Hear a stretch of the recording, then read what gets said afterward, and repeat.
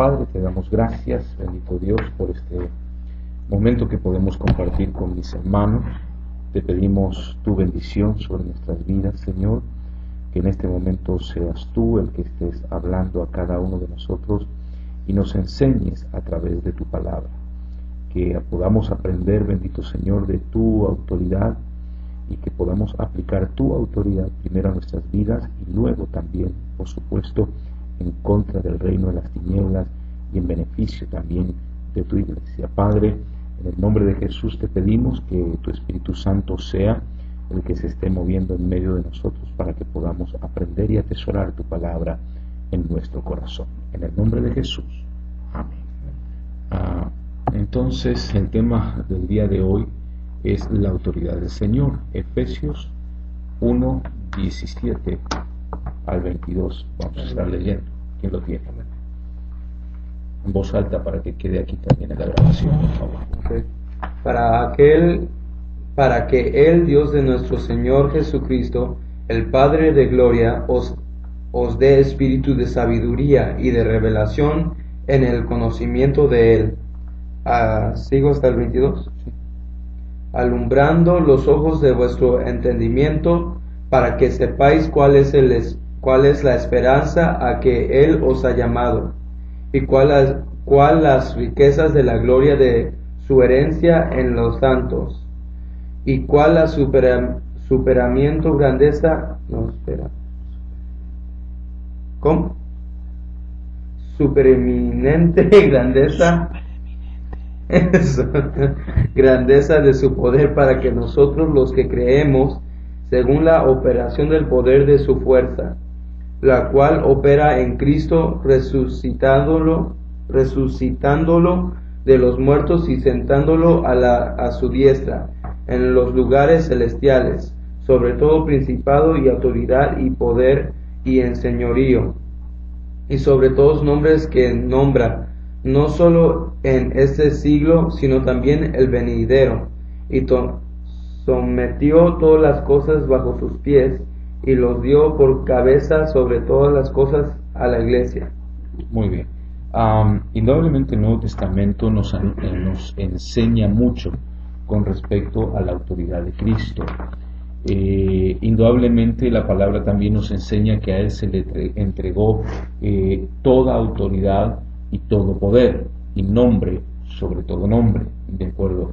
Pero lo que a mí me llama la atención,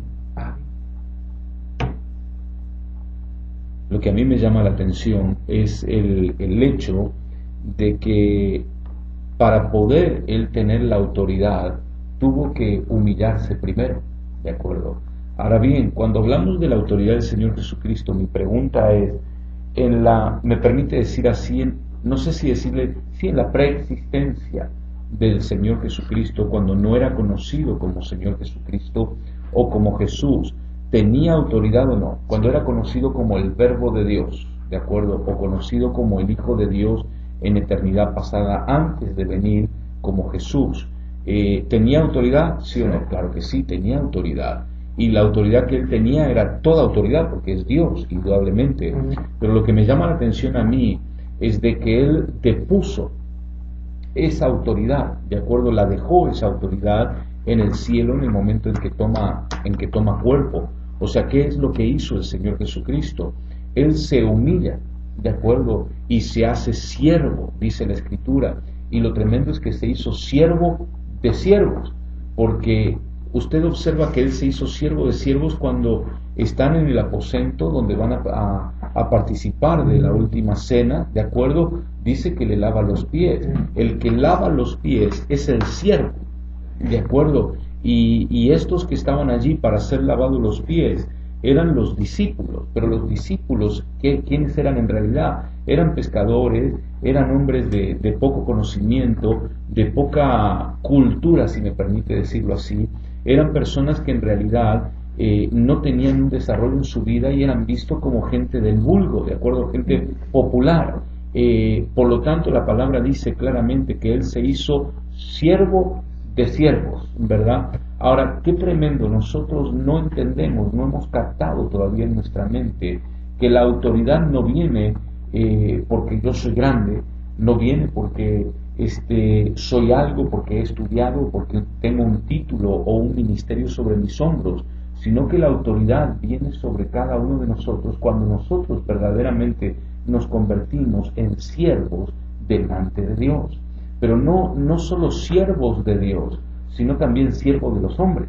Pero cuidado, cuando digo siervo de los hombres, no me refiero a ponernos debajo de la autoridad de los hombres, sino a servir a los hombres, ¿de acuerdo? Porque ahí puede haber una mala interpretación y decir, bueno, usted también es siervo de los hombres, por lo tanto tiene que ponerse bajo la autoridad de la iglesia, y eso es incorrecto, ¿de acuerdo? Porque los ministros son los ayos de la iglesia.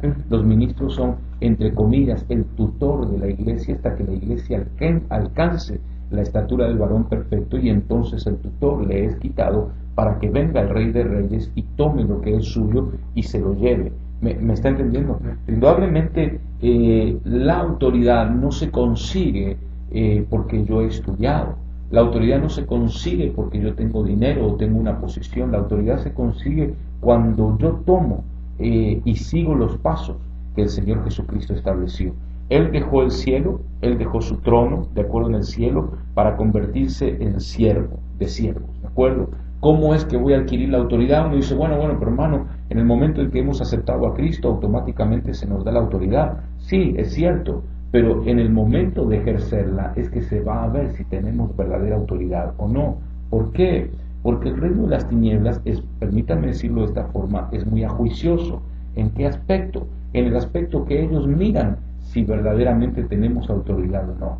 Y la autoridad no es porque yo pegue gritos. En ningún momento encuentro que el Señor Jesucristo pegara gritos para echar fuera demonios. Él solamente bajaba de una barca y los demonios se alborotaban. ¿Es así o no? De repente había un demonio en un hombre que era sordo, ¿de acuerdo? Y él solo ponía su dedo en el oído y decía Efata, y automáticamente le era abierto el oído. ¿Me está comprendiendo? No estaba pegando los gritos que nosotros de repente estamos acostumbrados a pegar y pensar que ahí está la autoridad. La autoridad no se mueve así. La autoridad, aunque la tengamos, se consigue, esa es la palabra correcta, se consigue desarrollar en nuestra vida cuando empezamos a ser humildes y sencillos, con un corazón de siervo. Una de las cosas que Dios me ha enseñado a mí hace tiempo atrás, hermano, y de ese tiempo para acá, es que uno debe aprender a mirar en las personas el tipo de corazón que tiene. ¿De acuerdo? Acuérdese que del corazón mana todo. ¿Es así o no? Sí. Va. Si nosotros tenemos un corazón que es rebelde, ¿qué frutos vamos a tener? Rebeldía. Si tenemos un corazón orgulloso, ¿qué es lo que vamos a tener? Orgullo, ¿verdad? Si somos vanidosos y nos las pasamos mirándonos en el espejo, ¿verdad? Y creyendo que somos muy hermosos, pues vanidosos vamos a ser, ¿verdad? Indudablemente, y eso es lo que está en el corazón.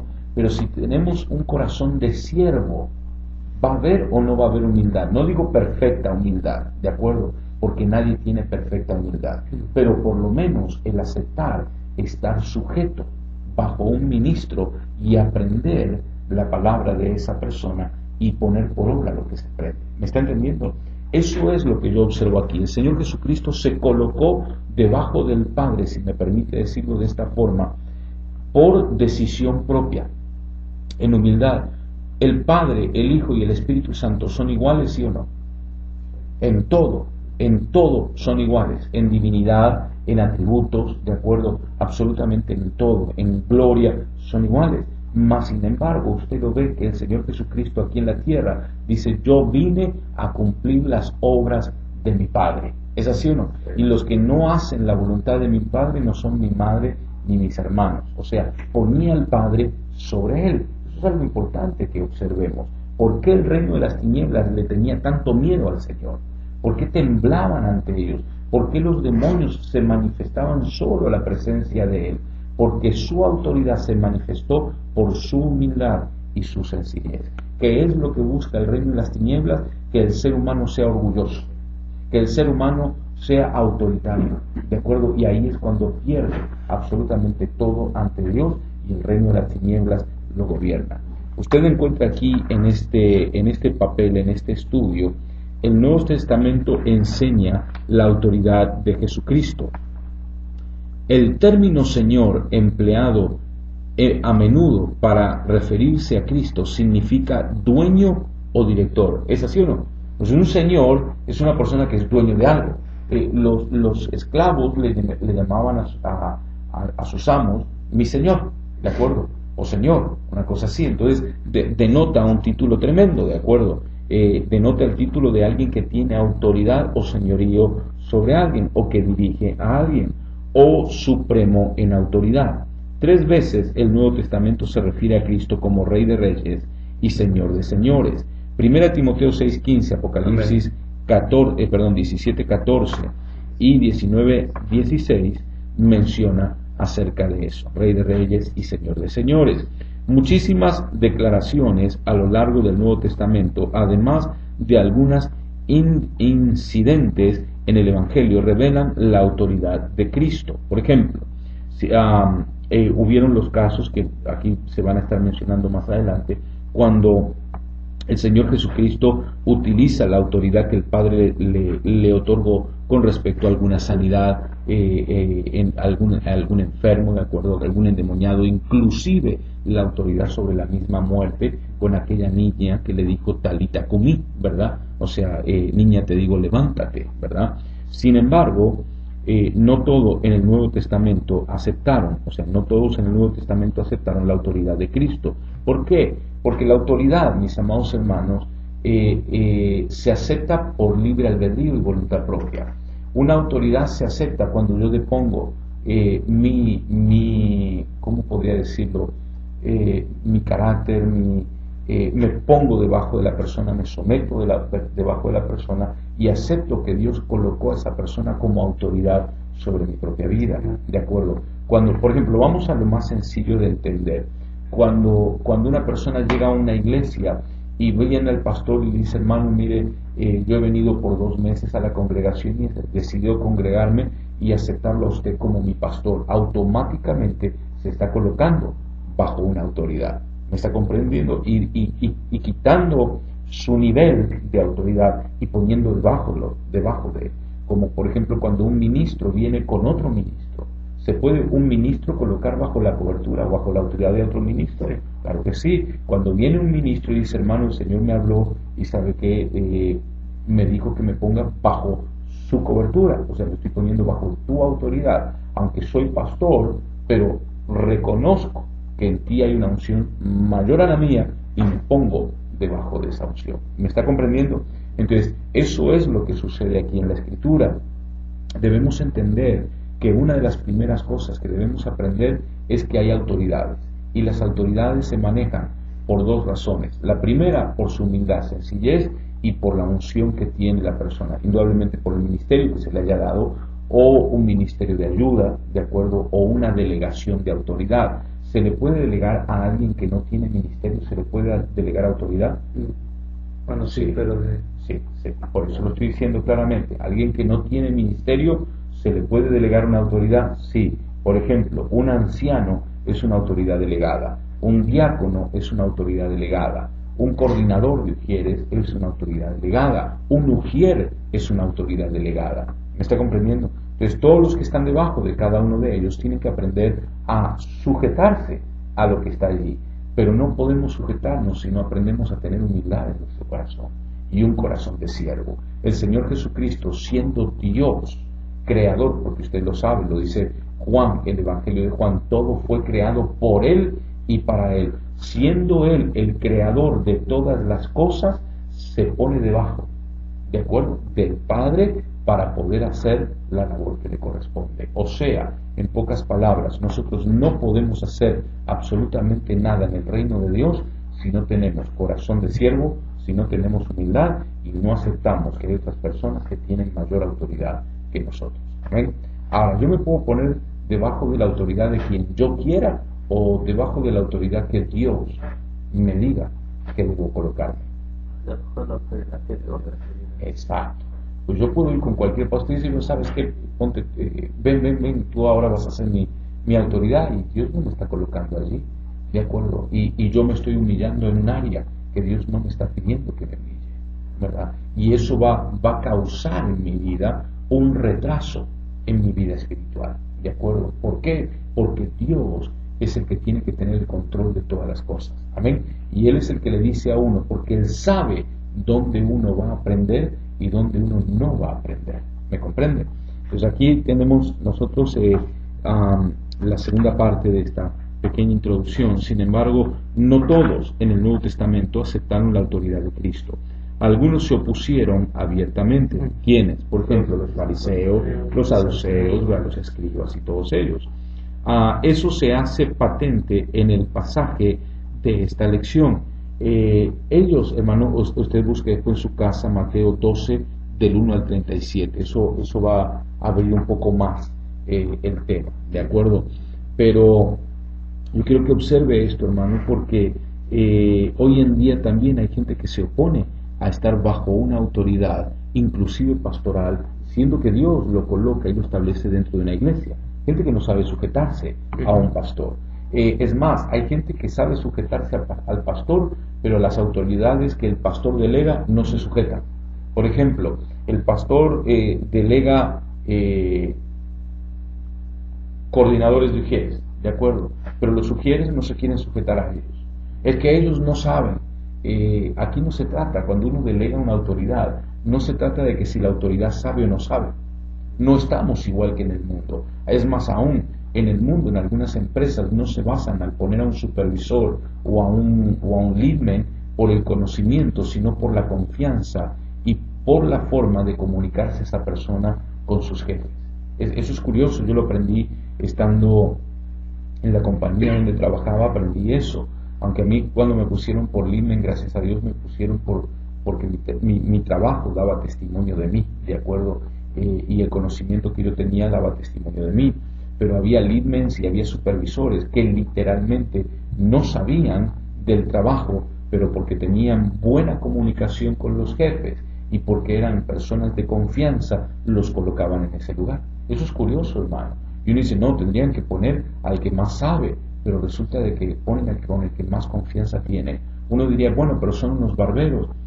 Usted podrá decir lo que quiera, de acuerdo, pero el jefe es el que toma la decisión y dice, yo a este le confío y sé que este me va a ser fiel. Aunque no conoce el trabajo, pero sé que me va a ser fiel. Dios trabaja de esa forma. Quiero que entendamos esto. No sabemos todo, ¿de acuerdo? Yo no me acuerdo si era que platicaba con Emanuel y Keren, mi esposa, pero cuando uno entra al ministerio no sabe cómo ser pastor. ¿Cómo? Hermano, lo único que se puede enseñar es doctrina. ¿Sabía usted? Cuando uno prepara gente para el ministerio, lo único que puede hacer uno como pastor es enseñarle doctrina. Uno no puede enseñarle a predicar a la gente, es algo imposible.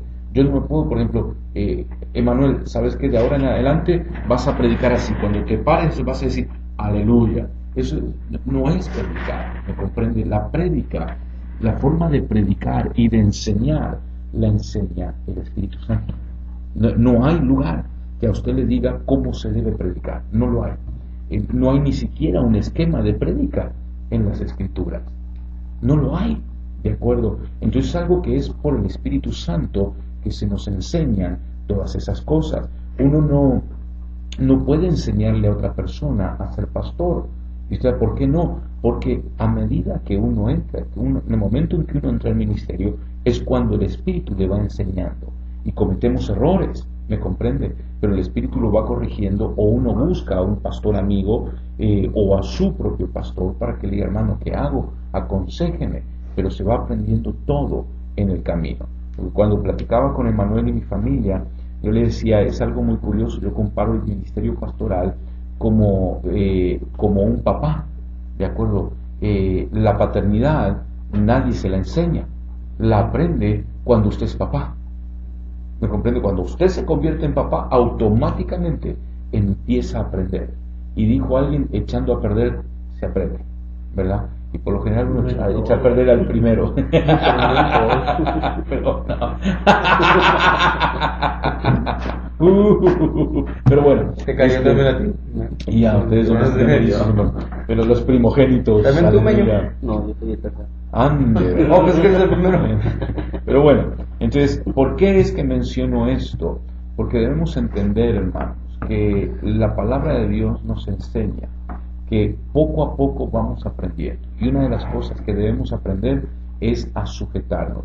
Yo les aconsejo un libro que a mí me fue muy útil desde el principio en los caminos del Señor. No me acuerdo cómo me llegó ese libro a mis manos, no me acuerdo si lo compré, si me lo regalaron o cómo fue la situación, pero yo adquirí ese libro, tenía ese libro en las manos, se llama La autoridad espiritual.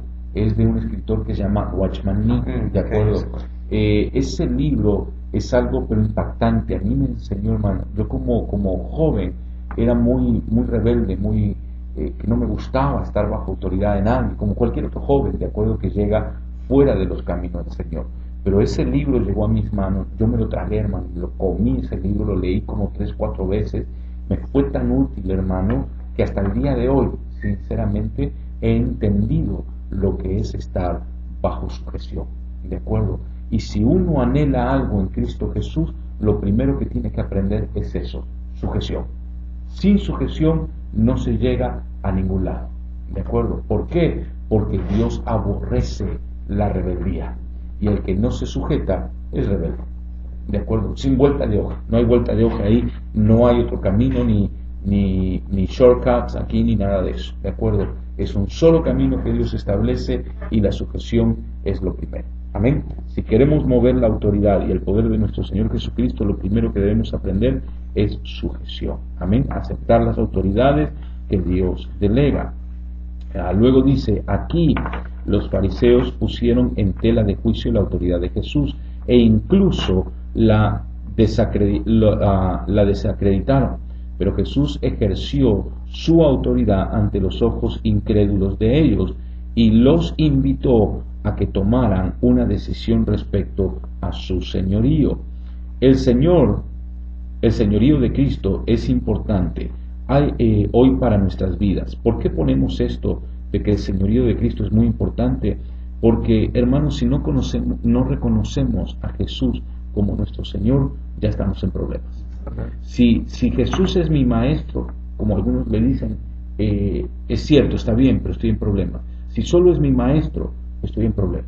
Yo me acuerdo en Chile había un muchacho que decía, oh, el buen maestro, el gran maestro, y lo único que salía de sus labios era maestro. Para él no era el Señor, ¿me comprende? Y una de las cosas que debemos entender es que Él es nuestro Señor. Cuando yo entiendo de que este que está aquí es mi Señor, automáticamente lo estoy reconociendo sobre mí. Por ejemplo, Sara decía de Abraham, ¿cómo le decía? Mi Señor. ¿Dónde se colocaba Sara? ¿Arriba de Abraham, igual a Abraham o debajo de Abraham? Debajo de Abraham. Y lo dice el Nuevo Testamento. Vosotros, le dice a las mujeres, vosotras sois hijas de Sara, ¿de acuerdo? Y las compara con ella y les dice, entre líneas les está diciendo, vosotras deberíais llamar a vuestros maridos mi Señor, ¿de acuerdo? Hoy que le digamos a una mujer que le diga mi Señor a su marido, pues vamos a tener problemas, no nos van a dar de comer por varios meses, ¿verdad? Pero la realidad es de que la palabra establece eso y nos enseña los lugares de cada uno, ¿de acuerdo? Inclusive la palabra dice que el discípulo nunca será mayor que su maestro, ¿de acuerdo? O sea, que el maestro tiene que crecer y a medida que el maestro va creciendo, el discípulo va creciendo. Y el maestro crece y el discípulo crece. Entonces siempre hay una brecha entre el uno y el otro, ¿de acuerdo? Muy bien. Ahora bien, si el discípulo llega a ser más que su maestro, allí pueden haber varios problemas. Uno, de que no era un buen maestro, se estancó, ¿de acuerdo? O segundo, que el discípulo se cree mayor que su maestro, ¿de acuerdo? Y eso también es un problema serio. Muy bien. Mateo 12, 9 al 12. A ver. Pasando de allí, vino a la sinagoga de ellos, y he aquí había allí uno que tenía seca una mano, y preguntaron a Jesús para poder acusarle, ¿es lícito sanar en el día de reposo? Él les dijo, ¿qué hombre habrá de vosotros que tenga una oveja y si esta cayere en un hoyo en día de reposo, no le eche mano y le levante? pues cuánto más vale un hombre que una oveja. Por consiguiente es lícito hacer el bien en los días de reposo. Muy bien. Yo quiero que observe, aquí le ponen en tela de juicio la autoridad del Señor. ¿Es así o no? ¿Por qué? Porque el Señor no que estaba en contra del sábado, pues el Señor Jesucristo nunca estuvo en contra del sábado, ¿de acuerdo? Acuérdense que era una ley establecida por Dios la cuestión del sábado. Pero el Señor Jesucristo lo que estaba haciendo era darle el verdadero sentido al día del sábado, y que el día del sábado no era mayor que el hombre. Recuérdese que Él no se presenta como Dios, Él se presenta como un hombre, ¿de acuerdo? Entonces Él demuestra que Él tiene mayor autoridad que el día sábado. ¿Por qué? Porque dice, a nadie le es lícito sanar en sábado. Pero Él viene y dice, pero si ustedes tienen un animal que cae en un hoyo en día sábado, ustedes van y lo sacan, y el hombre es más importante que el animal, ¿verdad? Entonces Él demuestra y confirma su autoridad sanando a una persona. ¿Es así o no? Ahora, ¿por qué aquí hay una confirmación de autoridad? ¿Por una sanidad? ¿Porque hay una sanidad se confirma una autoridad? No, exacto, no. Lo que está sucediendo aquí es que el Señor está demostrando que el Padre, que Jehová, lo está respaldando a Él. Y Dios no respalda a los pecadores. Porque eso es lo que sucedió cuando Él sanó a aquel ciego de nacimiento. ¿Se acuerdan? Fueron los fariseos a preguntarle a sus padres, ¿este es el hijo de ustedes? ¿Lo reconocen como hijo? ¿Su hijo este? Sí, dijeron sus padres. ¿Y este es el que nació ciego? Sí, nació ciego. Entonces, ¿cómo es que ahora ve? Y ellos le dijeron, no sé, pregúntenle a él es lo suficientemente grande para decirle a ustedes quién lo sanó a él, ¿verdad? Yo quiero que observe, por favor, porque ellos le volvieron a preguntar, pero ¿cómo puede ser? Él nació totalmente en pecado. Entonces el ciego les dijo, el ex ciego, les dijo, yo no sé si él nació en pecado o no, pero lo único que sé es que Dios no oye al pecador. Entonces, ¿qué es lo que el Señor qué es lo que sucede en cada sanidad que el Señor hacía? No era el propósito de sanidad solamente, era el propósito de mostrar que el Padre lo respaldaba en su autoridad. ¿Me está comprendiendo? ¿Por qué? Porque el que sanaba no era Jesús, el que sanaba era el Padre. Diga, ¿cómo no? ¿Cómo? No, yo quiero que me entienda. Vuelvo a lo mismo. Jesús no se presentó como Dios, se presentó como humano, como hombre. ¿Me entiende? Ocultó su gloria divina dentro de ese cuerpo y se manifestó como hombre. Entonces, si habían sanidades y esa persona que está ahí, el Padre hacía sanidades a través de él, quiere decir que había respaldo. Elías sanó gente, claro que sí. Entonces quiere decir, bueno, eso de Elías sanó entre comillas, ¿de acuerdo? Pero las sanidades que se hicieron a través de Elías es porque había un respaldo del Padre. ¿Es así o no? Eliseo, hubieron milagros a través de él, es porque había un respaldo a través del Padre. Yo quiero que observe eso. Cuando viene el Señor Jesucristo aquí en este párrafo y Él dice, el hombre es mayor que el día sábado, y ve al hombre ¿cuál es el de la mano seca, sí, verdad? Ve al hombre de la mano seca, le restaura la mano, le está demostrando de que Él tiene autoridad, ¿de acuerdo? ¿Por qué? No por sí mismo, sino porque el Padre le otorga un respaldo. ¿Ibas a mencionar algo? No. Muy bien, continuemos entonces. Los escribas y los fariseos, ahí ya lo pasamos, ¿verdad? Mateo indicó que los fariseos le hicieron a Jesús lo que parecía una pregunta teológica. ¿Es lícito sanar en el día de reposo? En el versículo 10 de este capítulo 12 está la respuesta. En realidad la pregunta ocultaba su verdadera intención, buscaban una manera de acusarlo, ¿de acuerdo? Pero el Señor no es que se zafa ni nada de esa situación, demuestra su autoridad por el respaldo del Padre. También su pregunta giraba en torno a la cuestión de autoridad.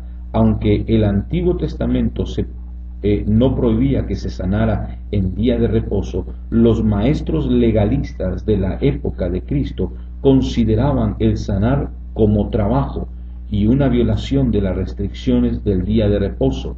Los fariseos y otros legalistas no lo estaban interpretando mal las escrituras, sino yendo más lejos. Esto es impactante, hermano, porque a veces nosotros no es que interpretamos mal la escritura, sino que nos vamos más allá del verdadero significado de la escritura y la aplicamos en cosas que no tienen que ser aplicadas. Por ejemplo, hay legalistas que a la mujer le hacen vestirse desde el cuello hasta los tobillos. ¿Es así o no? ¿Verdad? Y claro, yo tampoco hablo de faldas donde hasta el apellido de la mamá se le ve, ¿verdad? No, sino lo que yo me refiero es de que el equilibrio, ¿de acuerdo? Y a veces nos vamos más allá. La situación de los pantalones en la mujer es algo que es una batalla tremenda entre los legalistas y también entre los liberales, ¿de acuerdo? Porque hay liberales, si lo podemos llamar de alguna forma, no liberales, sino, ¿cómo podríamos decir? Que ya se pasan de la gracia a una desgracia, ¿de acuerdo? Y la mujer anda vestida con un libertinaje, que va con unos pantalones que parece que fueran la propia piel de la mujer, ¿verdad? Y eso también es incorrecto, o que van con una falda que también es incorrecta, ¿de acuerdo? Y dicen, bueno, pero si me miran y sienten pasiones, pues es culpa de ellos. No, tú estás generando algo en el corazón de la persona por tu comportamiento, ¿de acuerdo? Entonces eso es incorrecto también. Entonces, a lo que yo voy es al verdadero equilibrio. No debemos provocar a una persona, pero tampoco debemos llevar a los extremos de lo que la palabra no nos indica. Debemos aprender el equilibrio perfecto. Por ejemplo, como las mujeres en estos que tienen esta religión que se tapan absolutamente toda, musulmanes, ¿de acuerdo? Donde la mujer lo único que se le ve son los ojos, y en algunas que son más extremistas todavía tienen como en esta parte aquí la misma tela hace como unas rejas y ni siquiera los ojos se le pueden ver a las mujeres. Eso ya es una exageración. Uno dirá, bueno, pero es la cultura de ellos. Yo estoy hablando bíblicamente, ¿de acuerdo? No estoy poniendo cultura, sino bíblicamente. Estoy mirando los extremos, los dos extremos, y la palabra nos habla del equilibrio, ¿de acuerdo? Muy bien. ¿Dónde estamos? También su pregunta giraba, eso ya lo vimos, ¿verdad? El número 3. Autoridad sobre los demonios. Mateo 12, 22 al 24, por favor. Entonces fue traído a él un endemoniado, ciego y mudo, y le sanó, de tal manera que el ciego y mudo veía y hablaba.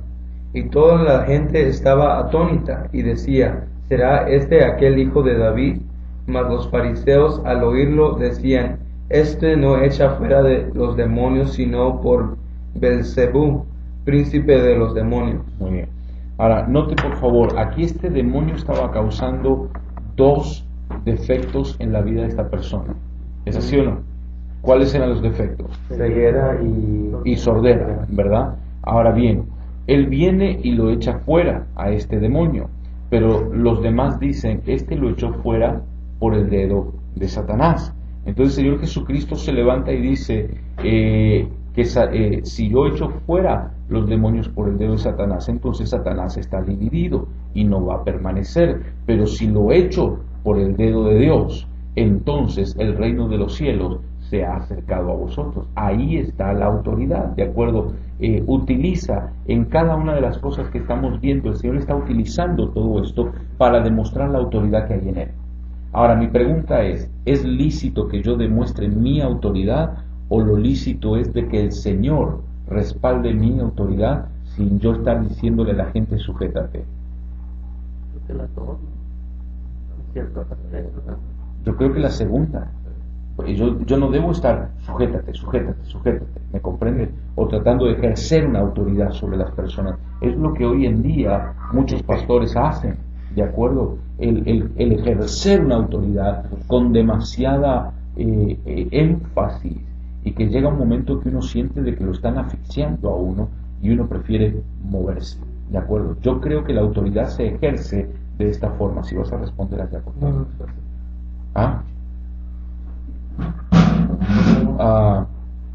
La realidad es esta. Entonces, la autoridad se ejerce, se debe ejercer, pero no porque yo la imponga, sino porque Dios la respalda en mi propia vida. ¿Cómo la respalda? Con la unción, con la palabra, con un montón de cosas, ¿de acuerdo? Con el testimonio de mi propia vida y toda esa situación, lo que va a hacer es que yo vaya siendo respaldado día tras día y se va a demostrar ¿cómo se llama? La autoridad que yo tengo. Muy bien, entonces, ¿dónde estamos? ¿Quién es? ¿Felipe? Dios te bendiga, Felipe, ¿cómo estás? ¿Estamos? ¿Mateo qué? Ok. Jesús se enfrentó a sus opositores, se produjo esta oposición después que Jesús liberó a un hombre de la influencia de un demonio. El demonio originaba dos efectos físicos en él: ceguera e incapacidad de hablar. ¿Es así o no? Amén. Cuando Jesús echó fuera el demonio del hombre, este fue sanado de inmediato de ambas aflicciones. Amén. O sea, ahí demuestra la autoridad del Señor. Vuelvo a repetirlo, no por la sanidad, hermano. Grabemos eso en nuestra mente, no por la sanidad, sino por el respaldo que Dios está dando.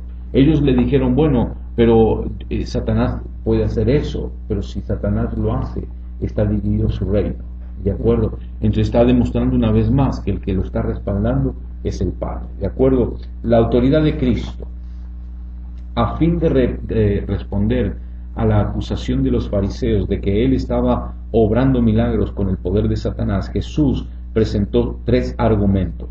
Primero, presentó un argumento lógico, o sea, la cuestión esta que les estoy mencionando, de que si Satanás echa fuera a Satanás, el reino de él está dividido. Amén.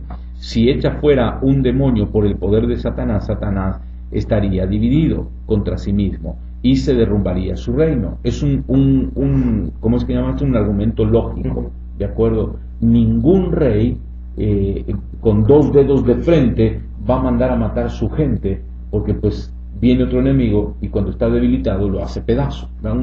Hay gente que lo hace, hermano. Hay gobernantes que lo hacen, ¿verdad? Eso es algo ilógico, pero pues ni modo, ¿verdad? ¿Qué se le va a hacer?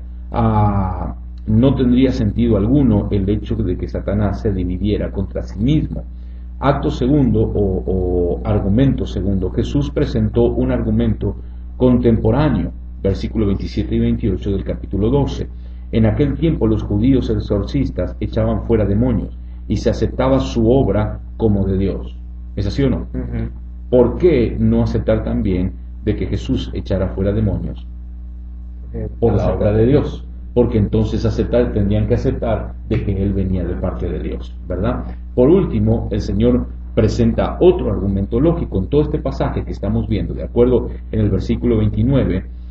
Jesús presentó un argumento espiritual. El hecho mismo de que hubiera echado fuera los demonios demostraba que era más fuerte que Satanás, que tenía más autoridad, indudablemente por el respaldo de Dios. Conclusión: los fariseos se negaron a aceptar el señorío de Cristo. Yo quiero que observe esta conclusión, por favor.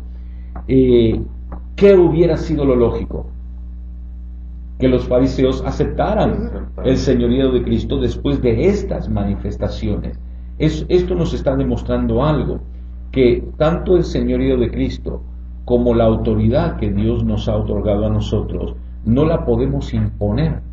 ¿Me está entendiendo? Hay gente que dice, no, impóngase, pastor. No. Aquí no se puede imponer absolutamente nada. Aquí exponemos y los demás utilizan su libre albedrío.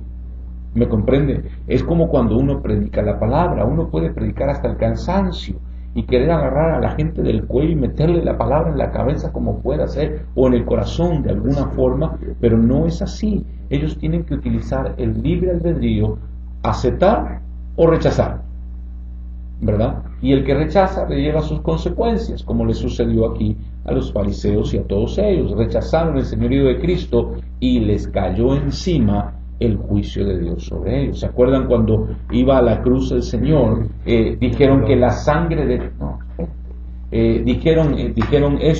dijeron que la sangre de este recaiga sobre nosotros y sobre nuestros hijos.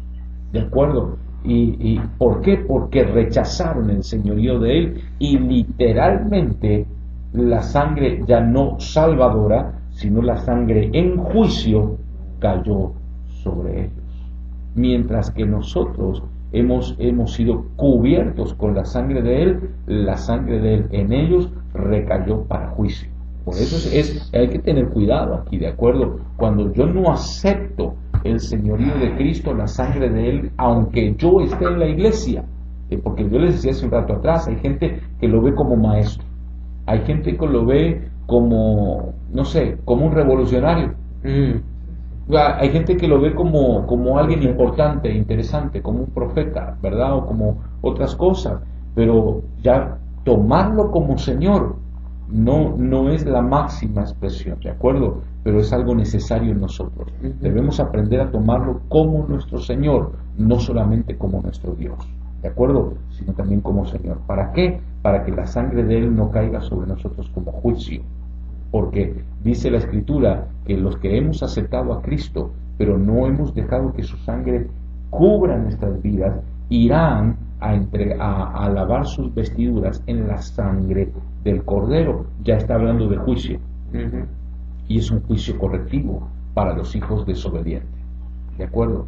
A estos les cayó en condenación, a ellos y a sus descendientes. Pero los hijos de Dios que ahora no acepten el señorío de Cristo, les recaerá como un juicio correctivo en la gran tribulación. Y yo le aseguro, hermano, nadie va a querer estar en la gran tribulación. Pero lo que pasa es que no se dan cuenta de lo que van a sufrir y por eso muchos van camino a ese lugar. Ahora bien, si Dios delega autoridad y yo no me sujeto a la autoridad, la sangre de Cristo recaerá también sobre mí en juicio correctivo, ¿sí o no? Porque puedo dar ejemplos, ¿de acuerdo? Un ejemplo, Moisés, ¿de acuerdo? En Números, capítulo número 16, encontramos que Coré se levanta en contra de Aarón y de Moisés. ¿Eran autoridades delegadas, sí o no? ¿Eran ministros de Dios, sí o no? Y se rebelaron contra ellos, se insujetaron contra estos dos ministros. ¿Y qué sucedió? ¿Recayó juicio sobre ellos? Recayó juicio sobre ellos. O sea que cuando yo me rebelo contra un ministro, estoy rebelándome contra el que puso al ministro. ¿Me comprende? Y automáticamente me estoy rebelando contra Dios. Si yo me rebelo contra un policía, ¿contra quién me estoy rebelando? Contra el que lo delegó.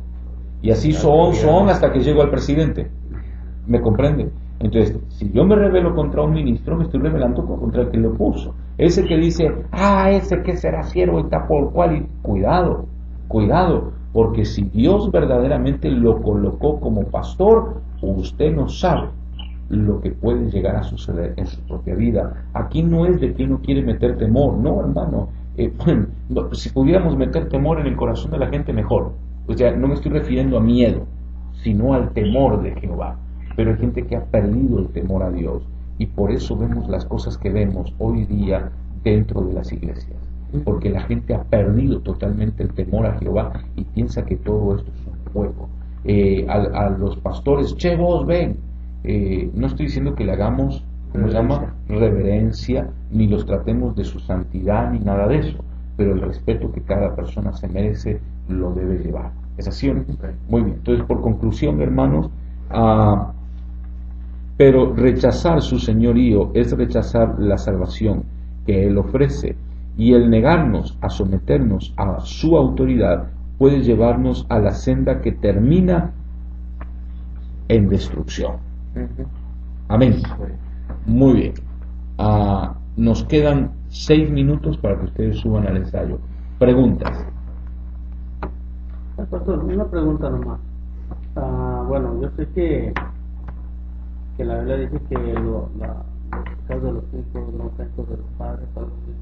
Por ejemplo, Ezequiel 18, 28. Por ejemplo, 18. Si el padre de alguien no quiere y en vez de sujetarse hasta maldice, lo que le caiga allí no va a caer sobre los hijos. No, indudablemente no. Lo que sucede es que a veces los padres se meten en ciertas áreas que lamentablemente van a afectar a los hijos. ¿Me comprende? Consecuencias. El pecado no recae sobre los hijos. ¿Me entiendes? Por ejemplo, si este papá que está aquí comete un pecado, este hijo que está aquí no le va a recaer el pecado. Dios no le va a tomar a él en cuenta su pecado, pero las consecuencias de lo que él hizo probablemente le afecten a él. ¿Me entiendes? Por ejemplo, si este papá, pongámoslo de esta forma, si esta mamá, ¿de acuerdo?, cuando está embarazada del bebé que está dentro, ¿de acuerdo?, está fumando, está tomando y se está drogando, eso es un pecado. ¿Es así o no? Pero ¿le va a afectar al hijo, sí o no? Le afecta la consecuencia, el pecado no, pero la consecuencia sí.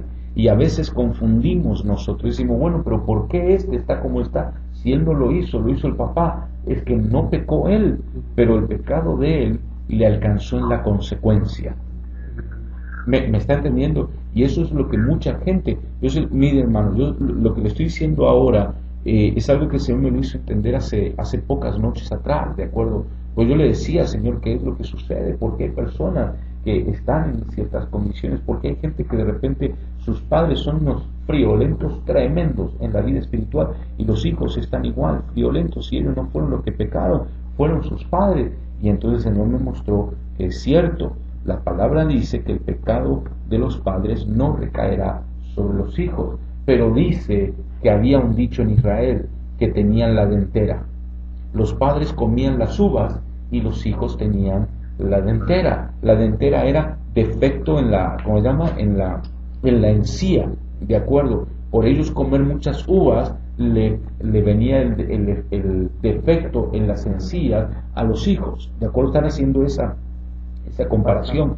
Entonces Dios está diciendo, no, de ahora en adelante ya no recaerá el pecado sobre los hijos, pero las consecuencias lamentablemente allí están, ¿de acuerdo? Es que, por ejemplo, si un joven, de acuerdo, un muchacho joven, de repente no se cuida él en su juventud y come demasiadas hamburguesas o demasiada comida chatarra o un montón de cosas, le puede venir a él una enfermedad que se llama diabetes. Sí. Ahora, ¿sabía usted que la diabetes es algo genético? Yo puedo agarrar la diabetes y ser el primero en toda mi familia con diabetes, pero todos los que vienen detrás mío la pueden tener. ¿Por qué? Por mis consecuencias pasan sobre ellos. Por ejemplo, a mí me detectaron este problema de la alta presión, ¿de acuerdo? Y el doctor, cuando me detectó la alta presión, él me hizo todos los chequeos y me dijo, tú no tienes, cuando me cacharon la alta presión, yo no tenía problemas de colesterol, no tenía problemas, no estaba ni siquiera gordo como estoy ahora, ni nada de eso, o sea, estaba normal, era un tipo esbelto, nada más que ahora tengo unos cuantos kilos de más. Pero bueno, la cuestión es esta, me preguntó, ¿y tu mamá tiene o tu papá tiene alta presión? Y sí, mi mamá tiene alta presión. Entonces es algo hereditario, ¿me comprende? Si esto en la vida espiritual es lo mismo, ¿de acuerdo? Si yo no me cuido en mi vida espiritual, aunque no pecaron mis hijos, pero a ellos le va a llegar la consecuencia. Es por eso que uno tiene que velar por su vida espiritual, para que no le lleguen demasiadas consecuencias a nuestros hijos. Sí, siempre escuchamos a veces personas decir, pero yo solo estoy haciéndome daño a mí mismo, no estoy haciendo daño a nadie más. Ahí es como dices ahorita, la consecuencia siempre va a llegar a los... Es un engaño del diablo, ¿verdad? Es un engaño del diablo. Ese rato yo, no sé si se lo enseñé aquí o no, pero estaba leyendo las noticias de cierto país, no me recuerdo si fue Rusia o no sé qué es, una inventada droga que se llama cúcula. ¿Cómo se? Sí, ya lo había visto, pero ahora estaba mirando otro que está ahí a ver qué pasan diferentes. Una muchacha embarazada y esa droga empieza a comerse la carne. Hace un virus que se come la carne. Y la muchacha embarazada estaba fumando esas cosas y estaba mirando en el video que la consecuencia se empezó a comer todo el perro. Tremendo, claro. Es así, ¿verdad? O sea, uno tiene que entender que todas nuestras acciones tienen consecuencias, ¿de acuerdo? Y pueden llegar también a nuestros hijos. Eso es un hecho, ¿de acuerdo? Amén. ¿Alguna otra pregunta? Muy bien, entonces pueden subir ustedes a su... Felipe, ¿alguna pregunta? Bueno, ok, mira, yo aquí todo quedó grabado, ¿de acuerdo? Así que después lo paso a MP3 y te lo doy para que lo escuches, ¿ok?